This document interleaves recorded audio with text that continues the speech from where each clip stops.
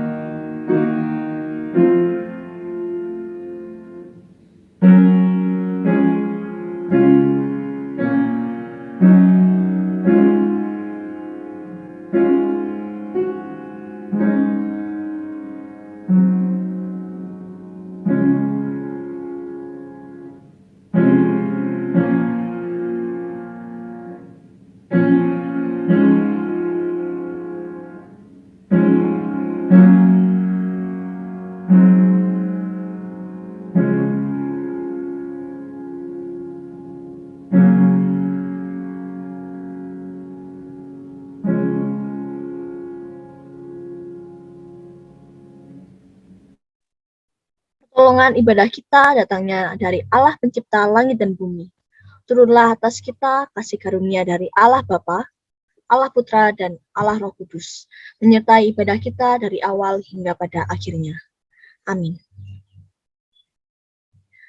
Tenanglah hati kita karena Tuhan satu-satunya yang memimpin langkah kita.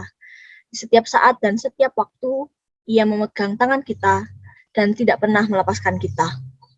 Marilah kita mengucapkan syukur atas kasih Tuhan dengan menaikkan pujian, tenanglah kini hatiku.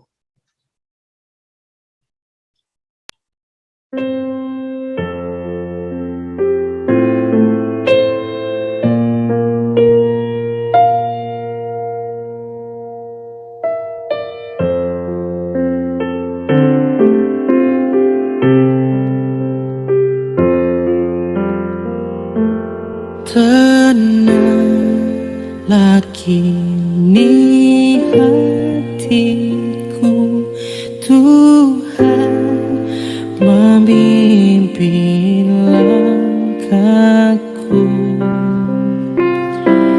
Di tiap saat dan kerja tetap ku rasa tangannya. Tuhanlah yang membimbingku, tanganku dipegang teguh. Hatiku berserah penuh, tanganku dipegang teguh.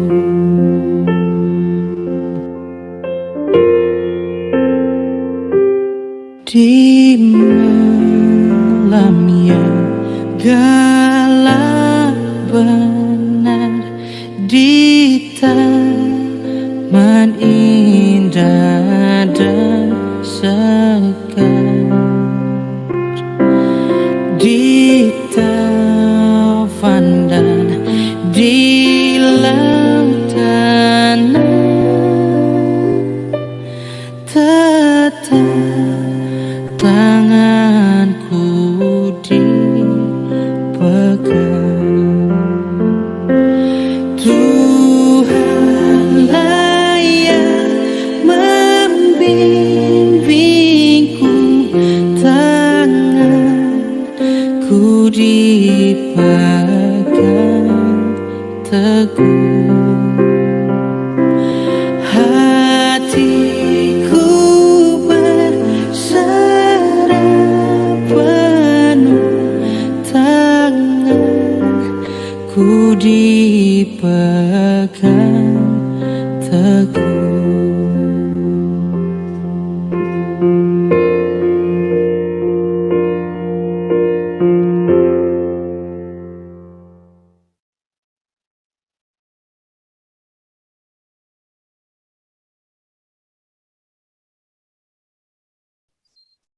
Landasan ibadah kita pada pagi hari ini terambil dari kitab Mazmur 33 ayat 1. Bersorak-sorailah hai orang-orang benar dalam Tuhan, sebab memuji-muji itu layak bagi orang-orang jujur. Jemaat yang dikasihi Tuhan, seringkali kita merasa goyah atau tidak percaya pada janji Tuhan. Bahkan kita seringkali jatuh dalam keberdosaan. Oleh sebab itu, saya mengajak Bapak, Ibu, Saudara kembali merenungkan selama 1 minggu ini atau bahkan di pagi ini, kita melakukan perbuatan yang mendukakan hati Tuhan. Mari kita datang kepadanya, kita memohon ampun dan meminta Tuhan memantapkan langkah kita dalam hidup ini. Sebelum kita menaikkan doa permohonan pengampunan dosa, mari kita pujikan Kudaki Jalan Mulia.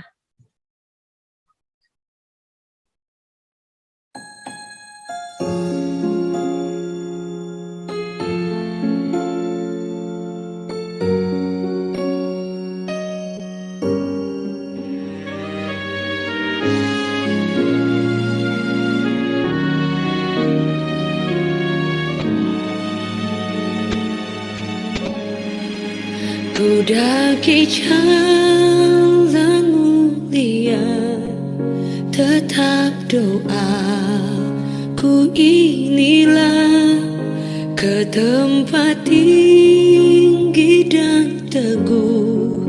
Tuhan mantapkan langkahku, ya Tuhan angkat diriku lebih dekat kepadamu di tempat tinggi dan teguh. Tuhan mantapkan langkahku.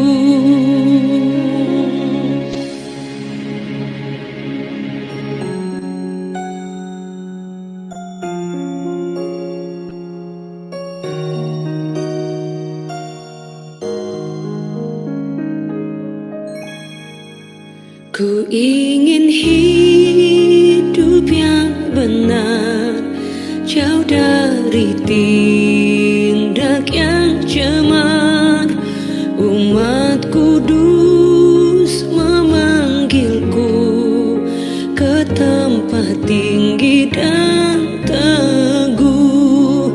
Ya Tuhan, angkat diriku lebih dekat kepadamu di tempat tinggi dan teguh. Tuhan mantapkan langkahku.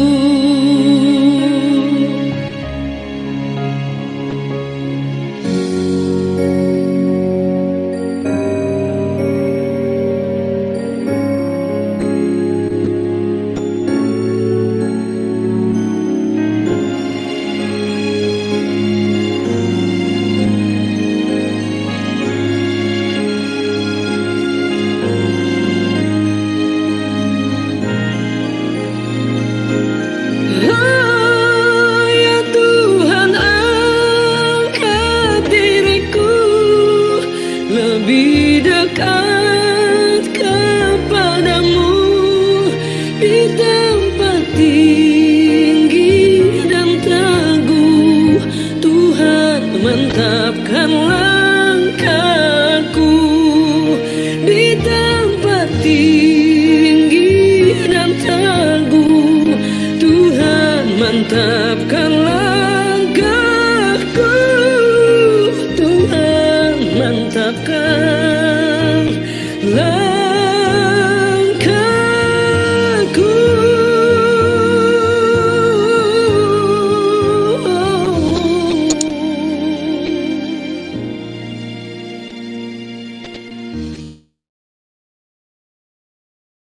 Mari kita berdoa. Bapa surga, kami datang kepadamu dengan segala kerendahan hati. Kami memohon ampun atas segala kesalahan yang telah kami perbuat selama 1 minggu ini Tuhan. Bahkan di pagi hari ini, kami terus memohon bimbingan-Mu atas hidup kami. Kiranya Engkau mengampuni kami dan tetap menuntun kami di tengah kesibukan kami. Tetap berikanlah kami hikmat dalam bersikap dan mengambil keputusan, sehingga kami boleh tetap menjadi teladan bagi orang di sekitar kami Tuhan. Inilah seruan doa kami yang kami alaskan hanya dalam nama-Mu, Tuhan kami Yesus Kristus. Amin. Sebagai orang yang telah diampuni dosanya, mari kita dengarkan berita anugerah yang terambil dari Galatia 3 ayat 13-14. Kristus telah menebus kita dari kutuk hukum Taurat dengan jalan menjadi kutuk karena kita.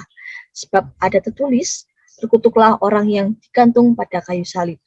Yesus Kristus telah membuat ini supaya di dalam Dia berkat Abraham sampai kepada bangsa-bangsa lain, sehingga oleh iman kita menerima roh yang telah dijanjikan itu.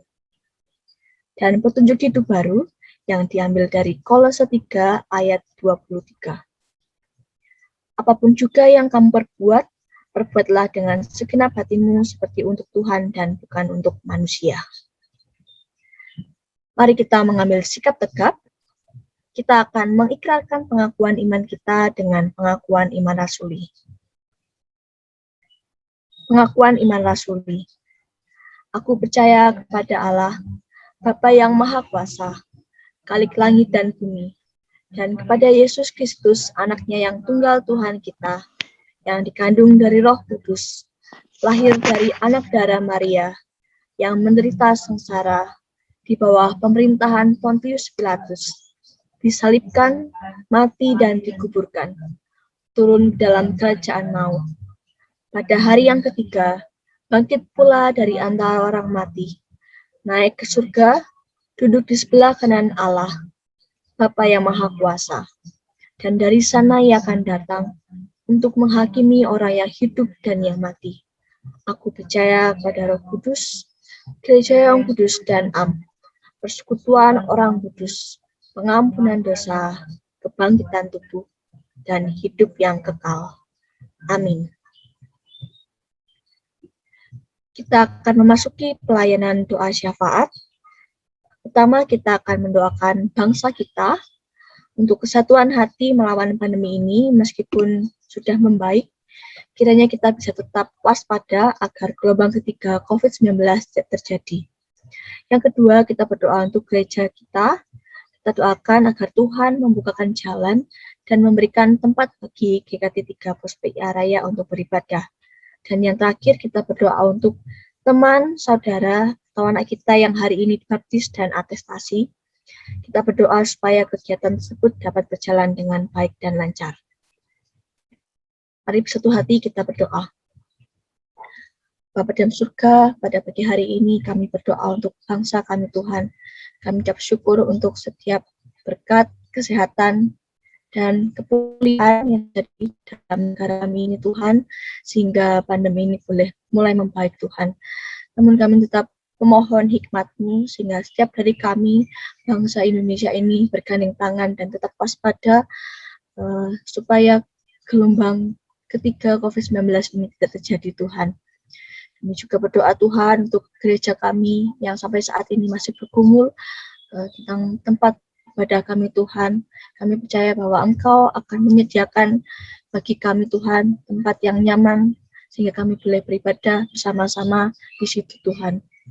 Kami juga berdoa Tuhan untuk hari ini, untuk saudara-saudara kami, untuk teman-teman kami, atau bahkan untuk anak-anak kami yang dibaptis, yang diatestasi, yang disidi.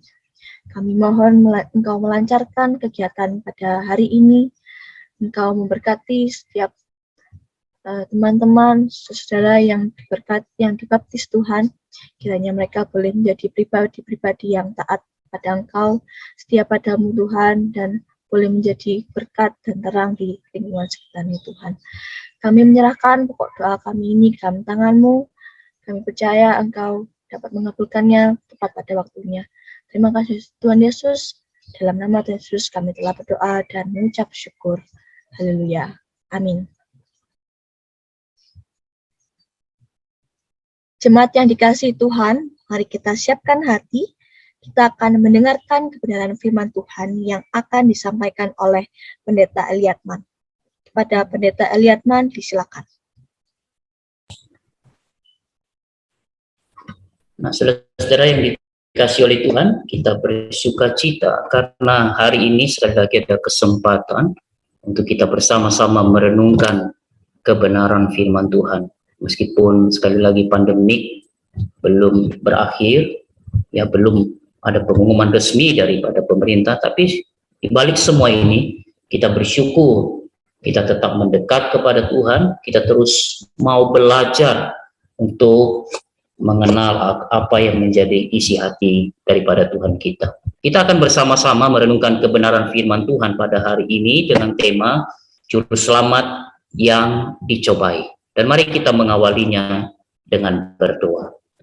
Bapa di dalam surga, kami akan bersama-sama merenungkan akan kebenaran firman Tuhan, dan kami memohon kiranya Tuhan yang menuntun akan kami anak-anak-Mu di dalam mendengarkan perenungan firman Tuhan ini.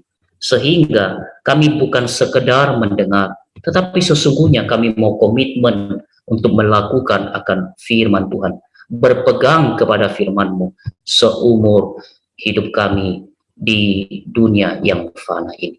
Inilah doa kami Bapa, kami menyerahkan perenungan ini dari awal hingga selesai.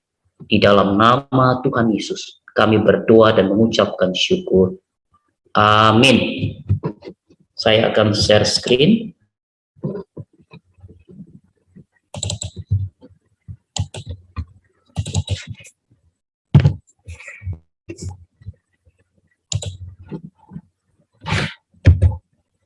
Tema kita sekali lagi adalah Juru Selamat yang Dicobai. Kita akan merenungkan Matius pasal 4 ayat 1 hingga ayat yang ke-11. Matius pasal 4 ayat 1 hingga ayat yang ke-11 berbunyi demikian.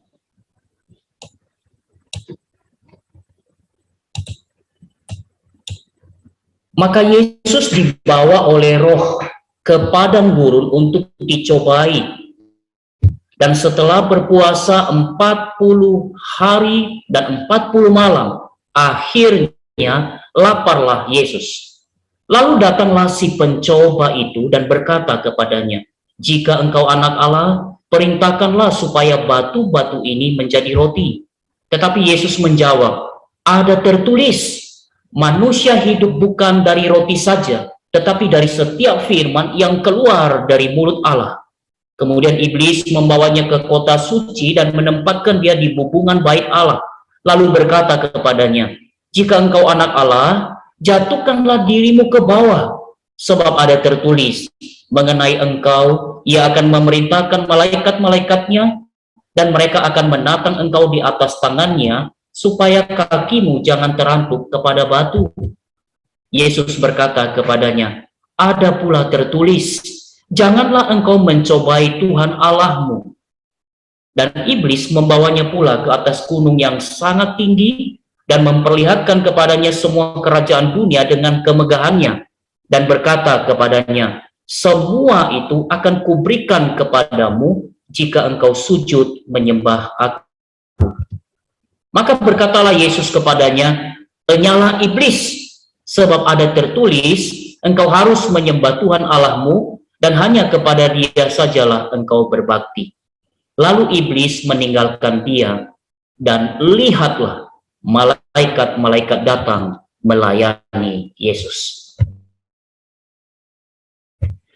Nah, saudara-saudara yang dikasihi oleh Tuhan, kita pasti seringkali mendengar orang mengatakan demikian. Kalau kita mengidolakan manusia di dunia ini, kita pasti kecewa dan bahkan sangat kecewa.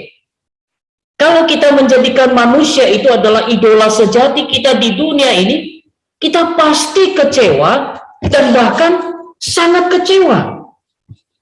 Tetapi saudara-saudara, mungkin banyak orang yang masih menyepelekan dan meragukan perkataan ini. Ah, teori. Masa sih? Kata siapa? Ya mungkin saudara-saudara yang masih ada yang meragukan ataupun ya menyepelekan akan pernyataan ini. Namun saudaraku yang dikasih oleh Tuhan, di dalam pengalaman saya, satu demi satu Tuhan tunjukkan bahwa ungkapan ini, pernyataan ini benar dan nyata adanya, bahwa menjadikan manusia itu adalah idola sejati kita hanya akan menghantarkan kita kepada kekecewaan, hanya akan menghantarkan kita kepada sakit hati. Saya pernah mengatakan kepada kita, bukan, bahwa saya pernah mengidolakan dulu itu petinju, bahkan beberapa petinju. Namun saudara, satu demi satu petinju yang saya idolakan itu kalah. Mereka kalah, saudara. Bahkan yang terjadi, hidup mereka makin terperosok, tidak karu-karuan, dan tak pernah bisa bangkit lagi. Dan barangkali, saudara ya, rekan-rekan yang hadir di sini yang mendengarkan renungan ini juga pernah mengalami hal yang sama, mengidolakan orang-orang tertentu dan yakin bahwa orang-orang yang menjadi idola Anda tersebut tidak ada cacat dan celahnya. Namun ketika kemudian kita mungkin menguntit mereka, kita mungkin dekat, mungkin nempel dengan para idola itu, saudara, apa yang terjadi? Duar, gitu ya. Kita kecewa, saudara. Ya, kita sakit hati, saudara. Nah, pertanyaannya, mengapa hal itu bisa terjadi? Mengapa, saudara? Karena memang kita yang salah, gitu ya, menjadikan manusia atau orang lain itu menjadi idola sejati kita. Kita salah orang, saudara. Kita salah sasaran. Kita salah sandaran, saudara. Tahu ya, kalau kita salah sandar itu ya, salah menyandarkan tubuh kita ini, ya terjungkal, saudara. Itulah sebabnya, saudara yang dikasih oleh Tuhan, sepanjang kehidupan saya berusaha untuk berkomitmen, saudara. Saya tidak ingin mendorong orang lain atau jemaat kita di sini sampai sedemikian tergila-gila menjadikan saya idola sejati, memfavoritkan saya, dan juga tidak mau tergila-gila mengidolakan orang lain. Kagum, saudara, is okay. Kita menghormati orang lain, kita menghargai orang lain, kita belajar hal-hal yang baik dan positif daripada orang lain, is okay. Itu baik adanya. Tapi jangan sampai kita menjadikan orang lain itu idola sejati kita. Jangan sampai kemudian kita sampai mengkultuskan siapapun juga. Nah, saudara, bila demikian, lalu siapa, saudara, yang patut kita jadikan idola sejati? Siapa yang pasti itu tidak akan mengecewakan kita? Siapa, saudara? Kalau tidak ada orang di dunia ini, saudara, yang tidak bisa kita idolakan, kita tidak bisa menjadikannya sebagai idola sejati kita. Lalu siapa? Jawabnya, saudara, adalah Yesus. Dialah Yesus juru selamat kita. Kita patut mengidolakannya. Kita patut, saudara, bahkan mutlak untuk menjadikannya sebagai panutan kita, menjadi teladan kita. Kita patut, saudara, untuk belajar dari Yesus juru selamat kita. Nah, saudara, saya sebenarnya kemarin itu berusaha mencari, ya, karena ada satu flyer atau brosur, saudara, yang beberapa waktu yang lalu saya dapatkan begitu ya, di mana di flyer itu dikatakan ya bahwa orang tidak bisa menunjukkan keberdosaan dan kesalahan Yesus. Saya kemarin cari-cari ya, tetapi mungkin karena kena clear, kena hapus ya di WA begitu ya, lalu saya tidak bisa munculkan di sini. Ada flyer semacam demikian. Orang-orang tidak bisa membuktikan atau tidak bisa menunjukkan keberdosaan dan kesalahan Yesus juru selamat kita. Dicari-cari iya, dicari-cari salahnya iya. Tetapi saudara, para pengintai manapun saudara, tidak akan pernah menemukan Yesus kita itu tergelincir. Tidak akan pernah menemukan kesalahan dan penyimpangan daripada Yesus juru selamat kita. Secuil pun tidak, saudara-saudara. Sedikit pun tidak, saudara-saudara. Itulah sebabnya Yesus adalah panutan sejati kita. Ia sangat patut untuk kita jadikan teladan.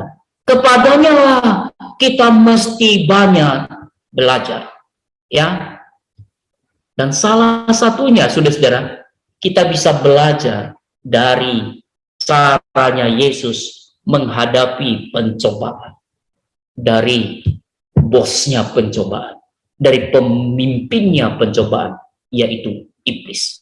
Kita akan belajar hari ini caranya menghadapi daripada si pencoba itu.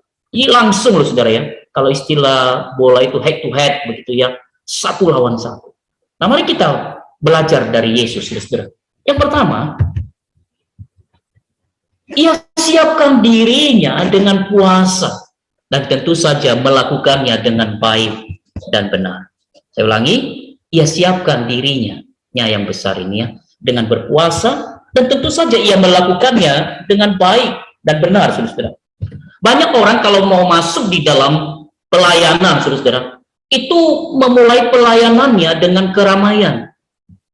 Ada orang mau melayani, memulainya dengan hiruk-pikuk barangkali, saudara-saudara ya, mungkin dengan sensasi, dengan pamer diri barangkali, terus asik mungkin dengan media sosial barangkali, mengkampanyekan dirinya seolah-olah saudara-saudara bahwa ia sudah memiliki senjata dan jawaban bagi dunia ini dan pelayanan.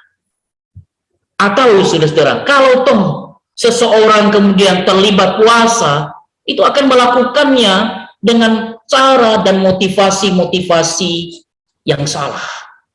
Akibatnya apa, saudara? Akibatnya, ya kesenggol sedikit, akhirnya saudara tumbang. Senggol sedikit, akhirnya KO, saudara. Langsung kecewa, langsung sakit hati, langsung barangkali dendam, saudara. Itu sebabnya saya mau katakan kepada kita dengan dorongan yang kuat, saudara, kalau ada kesempatan untuk kita berpuasa, berpuasa, ayo berpuasa. Dalam konteks lokal, ataupun dalam konteks sinode kita, saudara tak perlu lagi sebenarnya kita melihat siapa panitianya, siapa penyelenggaranya. Oh, si A, oke. Si B, oh jangan. Si C, iya. Yang ini, oh jangan, nggak boleh begitu. Mari kita jadikan puasa itu, ya kalau diadakan, itu menjadi kesempatan bagi kita untuk berdiam sejenak, untuk kita mengerti akan kehendak Allah lebih dalam lagi. Saudara, itu yang pertama secara garis besar. Dan yang kedua, saudara, kita belajar dari Yesus adalah cara Yesus mematahkan cobaan iblis yang berlapis-lapis sampai 3 lapis, saudara ya. Tentu saja motivasi iblis di sini, ya saudara, adalah menjatuhkan ataupun mempermalukan Yesus. Caranya juga sudah pasti adalah cara yang menyimpang. Tapi terlihat di sini loh, saudara ya, pribadi si pencoba, pribadi iblis ini adalah tekun loh, saudara ya, tidak patah semangat. Lapis pertama gagal, yang kedua lanjut terus, saudara.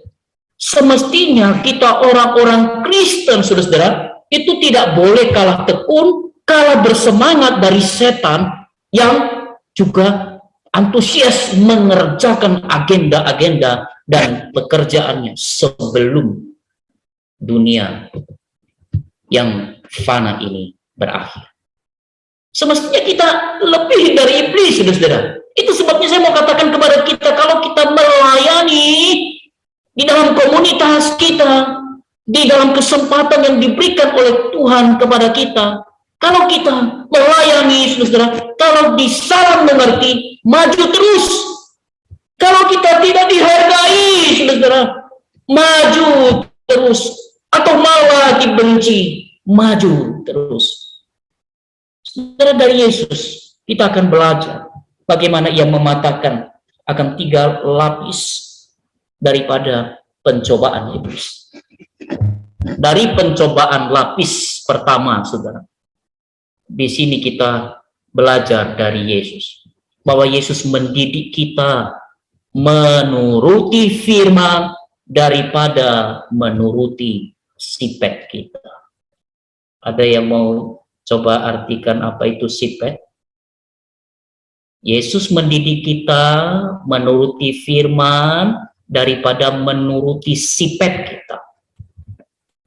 Sifat kita ini, singkatan dari saya begitu ya, ini adalah situasi kepepet. Jadi Yesus mendidik kita menuruti firman Tuhan daripada situasi kepepetnya kita, saudara. Saudara, iblis itu paling cerdik di dalam membaca situasi kita. Iblis itu, saudara, paling jago pelajari situasi dan memakai situasi untuk menjatuhkan orang lain. Apa situasi Yesus pada waktu itu di padang gurun? Lapar. Ya, itu jelas-jelas diungkapkan di perikop yang kita baca. Yesus lapar, itu situasi Yesus, saudara. Yesus benar-benar lapar. Maka untuk menggodanya tentu adalah hal yang berkenaan dengan roti-rotian, berkenaan dengan makan-makanan, saudara. Jadi yang nyambung dengan situasi dan kebutuhan Yesus. Maka lihat, saudara, iblis mulai bangun ide. Lihat, saudara, iblis mulai sodorkan idenya kepada Yesus. Perhatikan kecerdikan iblis. Karena ini yang sebenarnya yang kita itu jika ini bahasa aslinya. Karena engkau anak Allah, perintahkan supaya batu-batu ini menjadi roti. Saudara tahu, kalau Yesus tidak jeli, maka Yesus tinggal memetikkan tangannya begini. Yes. Ya, Yesus tinggal memetikkan tangannya begini. Oh ini benar. Ini ide brilian. Mengapa, saudara? Karena pencobaan ini, strategi seperti ini, atau ide yang disodorkan iblis ini, sesuai dengan kemampuan dan kesanggupan yang dimiliki oleh Yesus. Ide iblis ini, pencobaan atau godaan iblis ini, kalau Yesus mau, Yesus mampu mengubah batu menjadi roti. Tapi luar biasa, bukan? Yesus menahan dirinya. Yesus menahan diri menuruti daripada firman Tuhan ketimbang melakukan tindakan yang spektakuler yang belum waktunya dan yang bukan kehendak Allah melalui firman Tuhan. Tentu, saudara, penolakan yang dilakukan oleh Yesus di sini adalah penolakan yang berat, penolakan yang teramat berat, ya. Waktu Yesus tolak, aduh berat, bergumul berat, saudara. Mengapa? Ia sungguh lapar, dan lagi pula ia benar-benar mampu, lagi pula ia benar-benar kuasa mengatasinya kalau ia mau. Tapi, saudara, kita belajar dari Yesus bahwa ketundukan kepada firman itu menahannya untuk tidak kalah dengan sifatnya, dengan situasi kepepet dan juga kebutuhan urgentnya pada waktu itu. Saudara, aplikasinya apa kepada kita? Saudara, mari kita merenungkan dalam-dalam. Seandainya kita berhadapan dengan godaan seperti Yesus, maukah kita seperti Yesus? Maukah kita mencontoh Yesus? Maukah kita meneladani Yesus yang sedemikian menahan dirinya demi ketaatannya kepada firman Tuhan? Mau, saudara? Kalau saudara mau, Tuhan mendengar komitmen saudara. Saudara, mungkin kita pernah gagal. Engkau dan saya itu pernah gagal. Tetapi saya mau katakan kepada kita, selalu ada harapan bagi anak-anak Tuhan untuk bangkit dan serupa dengan Yesus. Jangan mau diintimidasi oleh kuasa kegelapan yang mau terus menekan kita, seolah-olah tidak ada hope bagi kita. Itu sebabnya beberapa waktu yang lalu saya ada share lagu itu ya, itu lagu yang bagus. Apabila ia jatuh, tidaklah sampai tergeletak, sebab tangan Tuhan jua yang menopangnya dan membangunkan dia kembali. Saudara, itu adalah pencobaan yang pertama, ya. Dan pencobaan lapis kedua, saudara. Di sini kita belajar dari Yesus juru selamat kita, bahwa Yesus mendidik dan melarang kita jangan pernah mencobai Allah. Ya tentu saja dalam situasi apapun. Ya jangan pernah mencobai Allah. Saudara, di sini kita bisa melihat di pencobaan yang kedua ini, saudara, iblis itu memang benar-benar licik. Tadi itu di dalam pencobaan yang pertama, saudara, dia tahu status Yesus. Ya, dia tahu akan kuasa, dia tahu akan kehebatan Yesus. Sekarang, saudara, ia juga mengerti akan kehebatan dan kuasa Allah Bapa. Sampai di sini, saudara-saudara, kita bisa menangkap tentang iblis ini. Pengetahuan, tahu-taunya dia, saudara. Tahu-taunya iblis ini luar biasa. Namun semuanya dipakai untuk maksud yang salah dan jahat. Itu sebabnya hati-hati, saudara-saudara. Kita pernah mendengar ya di berita-berita begitu ya. Ada orang yang belajar komputer. Tapi untuk apa? Kepandaiannya dipakai untuk apa? Untuk bobol bank. Ada orang yang belajar karate, saudara-saudara, tapi malah untuk menyakiti orang lain. Malah kekuatannya dipakai untuk menzolimi orang lain. Jadi godaan iblis di sini, di dalam lapis yang kedua ini, versi Matius, saudara, adalah mendorong Yesus untuk menjatuhkan dirinya dari bait Allah, sehingga kemudian Allah Bapa akan kirimkan malaikat menantang Yesus.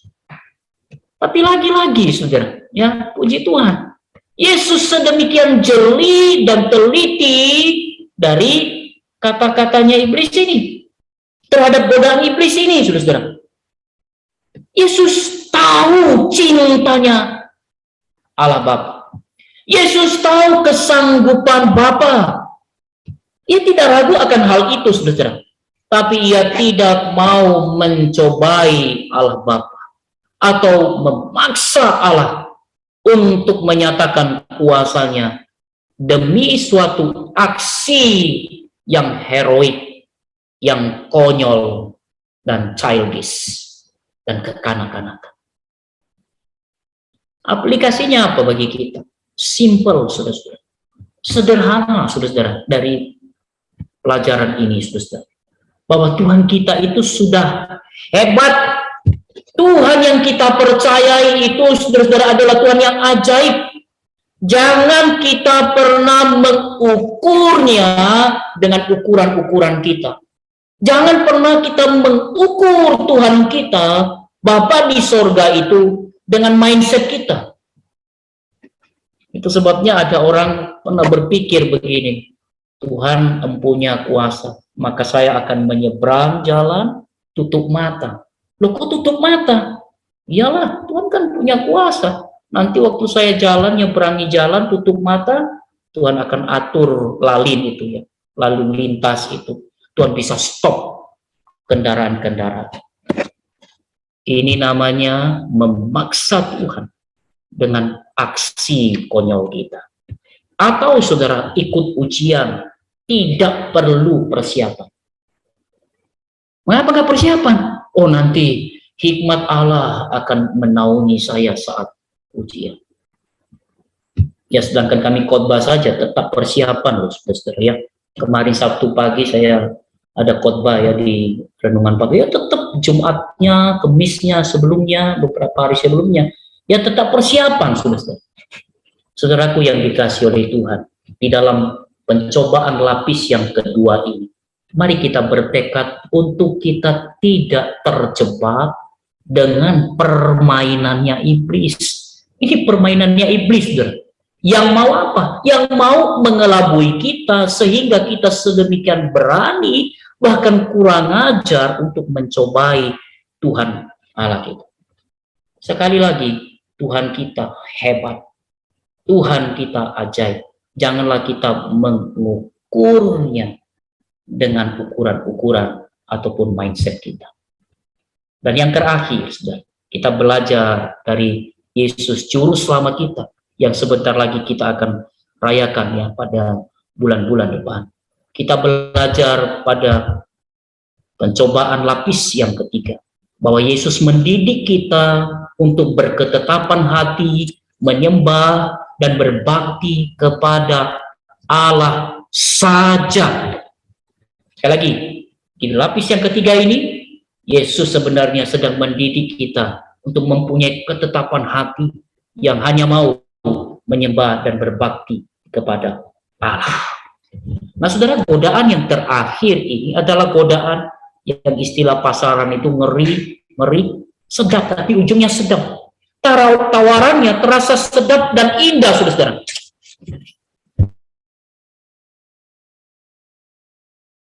Asal Yesus mau iblis, maka Yesus tak perlu menempuh jalan salib.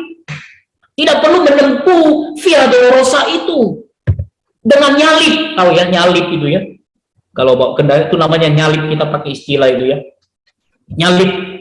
Dengan nyalip, dengan Yesus shortcut begitu ya, jalan pintas, Yesus akan dapatkan kemudahan dan kemenangan. Tapi Yesus lagi-lagi jeli. Yesus lagi-lagi teliti. Yesus lagi-lagi komit ya di dalam ketundukannya kepada Allah Bapa. Ia menolak tawarannya iblis ini, saudara. Ia memilih sekali lagi tunduk kepada Allah Bapa, meskipun kesukaran itu menantinya dan salib itu memang benar-benar ia harus lewati. Lalu apa yang terjadi? Ia kemudian mengusir setan. Dan lihat di ayat terakhir tadi, wow, saudara, para malaikat datang untuk melayani Yesus Kristus. Para penafsir mengatakan tentu saja ini menjamu Yesus pasca ia puasa atau selesai ia dari puasa. Nah, saudara, aplikasinya bagi kita, penerapannya bagi kita, meskipun kita komit sama Tuhan itu, menjadikan Tuhan itu adalah Tuhan yang kita mau sembah. Dia saja yang kita sembah. Kepadanya dia saja berbakti, saudara. Itu berat. Tetapi saudaraku yang dikasih oleh Tuhan, kiranya melalui sikap dan keputusan Yesus ini menjadi spirit, menjadi model ataupun patron kita di dalam mengiring Tuhan, di dalam kita melayani Tuhan. Semangat dan sukacita pelayanan kita. Mengapa, saudara? Karena kita terus mengarahkan pandangan kita kepada teladan Yesus Juru Selamat kita. Kalau kita lihat orang, kalau kita lihat rekan, kanan, kiri kita, saudara-saudara, ada kemungkinan kita bisa melempem kok. Ya, kalau menjadi standar ukuran semangat kita itu adalah orang lain. Oh, kalau dia semangat, saya semangat. Kalau dia lihat saya lihat dia sumringah, wah saya juga sumringah.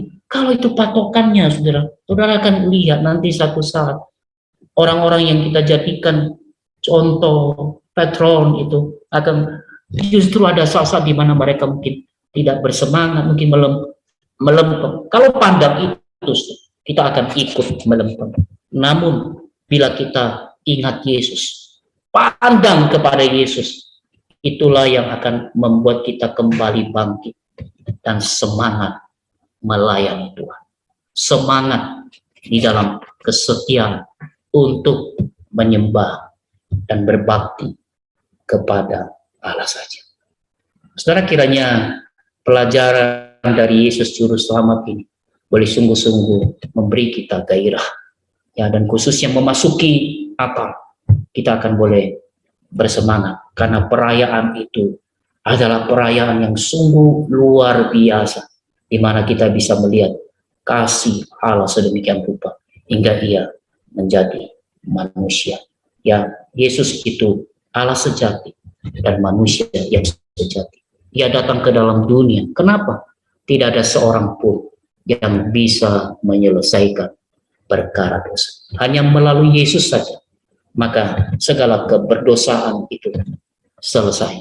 Itu sebabnya barang siapa yang percaya kepada Yesus, dosa kita dihapuskan. Dosa dulu, sekarang, maupun yang akan datang. Itulah sebabnya bagi kita yang sudah percaya kepada Yesus, mari terus setia kepada Yesus Kristus. Dan barangkali yang mendengarkan renungan ini ada yang masih ragu dan belum percaya. Mari, ya, jangan tunda, jangan tunggu. Percayalah, Yesus adalah satu-satunya Tuhan dan Juru Selamat manusia.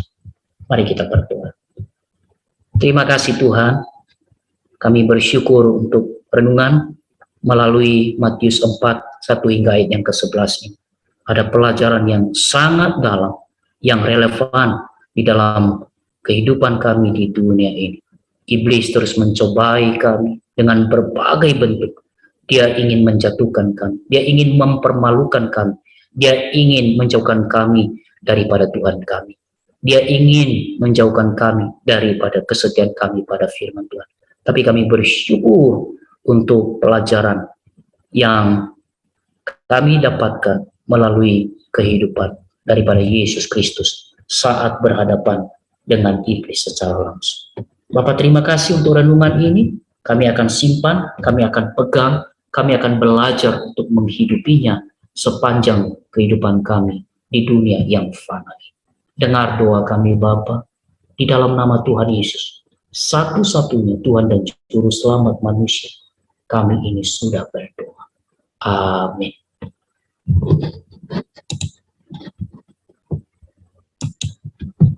Terima kasih kepada Pendeta Liatman untuk firman yang telah disampaikan. Kiranya firman tersebut bisa menjadi rema dalam kehidupan kita.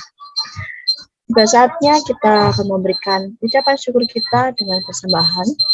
Persembahan bisa diserahkan kepada bendahara gereja atau ditransfer melalui nomor rekening gereja. Mari kita menaikkan pujian Pakai Hidupku ini.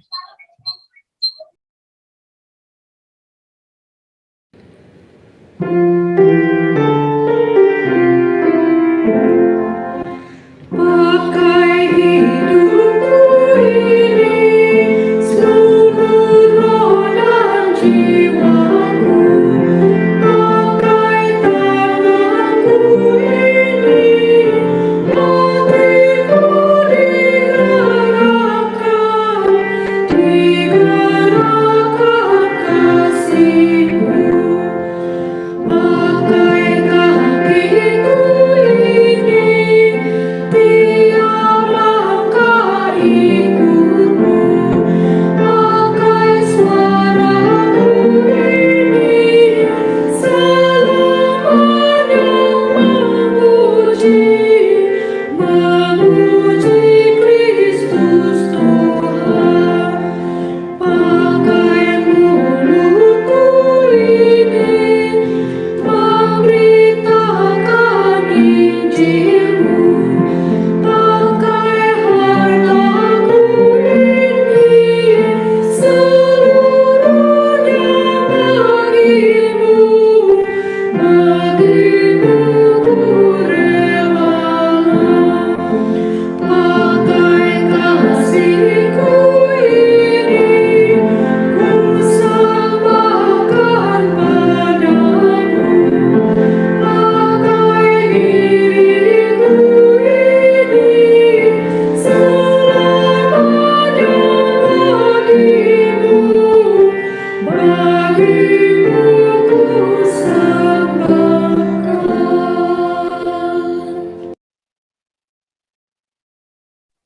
Kita akan menyerahkan persembahan kita kepada Tuhan dalam doa dan dilanjutkan dengan mendengarkan warta minggu ini yang akan disampaikan oleh Pak Sony. Kepada Pak Sony disilakan.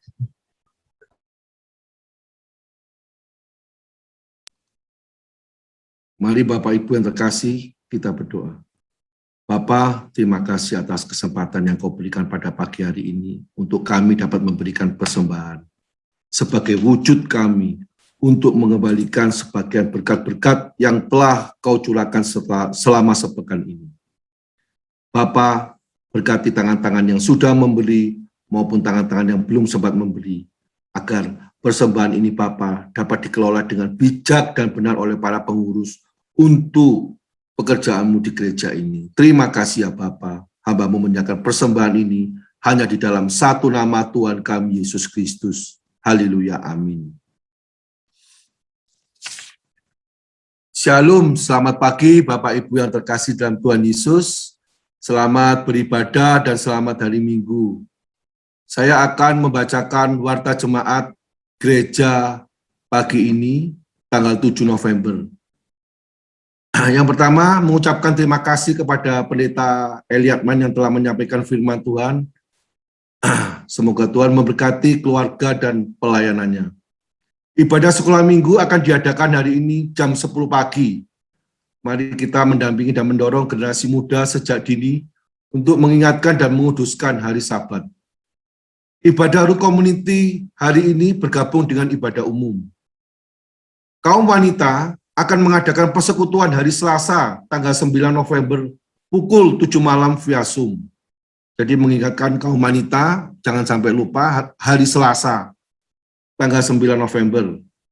Setiap hari Kamis akan diadakan berdoa dan berpuasa, dimulai dari jam 6 pagi sampai jam 4 sore. Dogma jam 7 malam via Zoom. Jadi Bapak Ibu yang ingin rohaninya diberkati, ya kita mari ikut dalam dogma. Tanggal 8 akan diadakan acara DPPW GKT Wilayah 3. Jadi tanggal 8 November nanti akan diadakan DPPW Wilayah 3. Pada hari ini, calon baptisan akan mendapatkan sakramen baptisan kudus, CD, dan atestasi dengan nama-nama sebagai berikut. Calon baptisan, Elin, Edward, Albert, Jose, Grace, Bebita, Rama. CD, Esten, Ashley.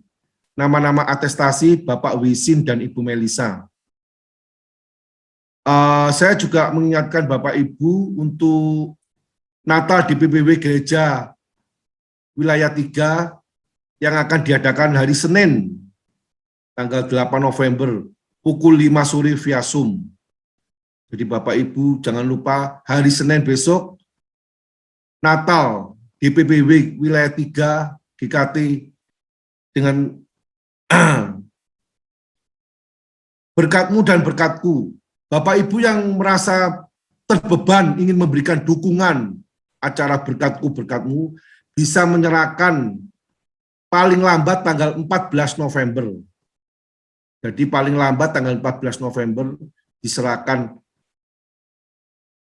ke Ibu Christine. Sekian warta jemaat kita minggu ini. Terima kasih Pak Sony. Sebentar Angelo, ada video. Ini masih ada video-video berkatku, tentang berkatku berkatmu ya. iya.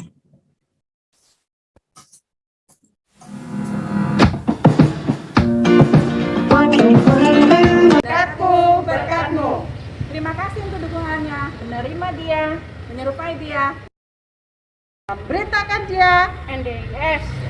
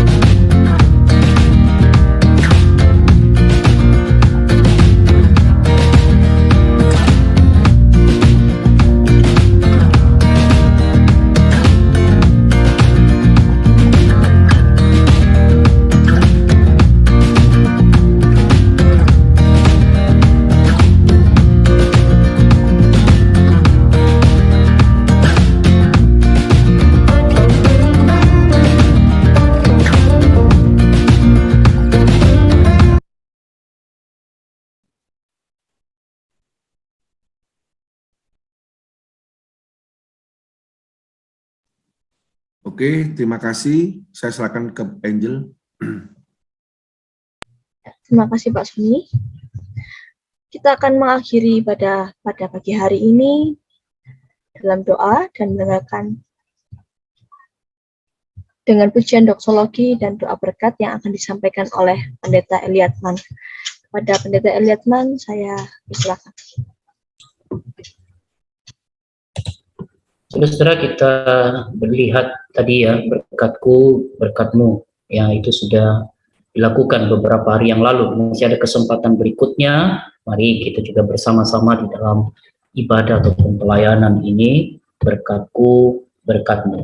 Ada orang mengatakan hidup yang indah itu kalau kita bisa menjadi saluran berkat bagi sesama kita. Dengan kita mencinta Tuhan, boleh terwujud di dalam kita care ataupun di dalam kita menjadi saluran berkat bagi sesama kita.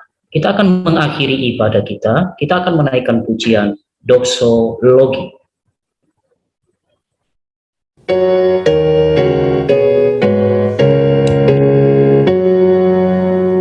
Puji Allah Bapa Putra dan puji Allah Roh Kudus, ketiganya yang esa. Pohon selamat sumber berkah.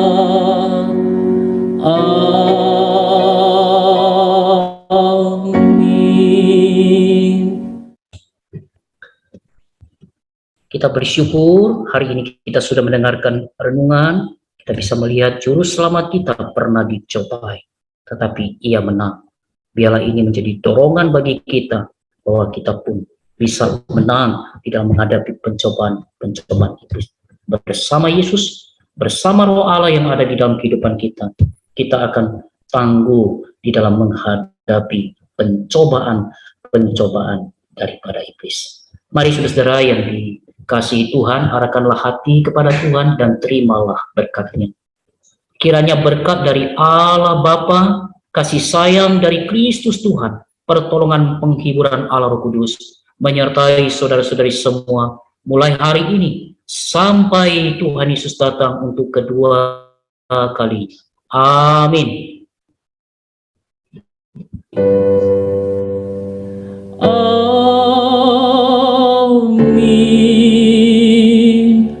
Amin.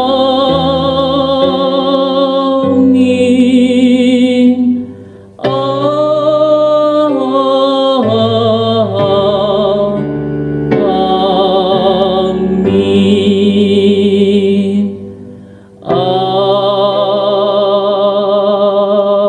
Amin. Ibadah kita selesai.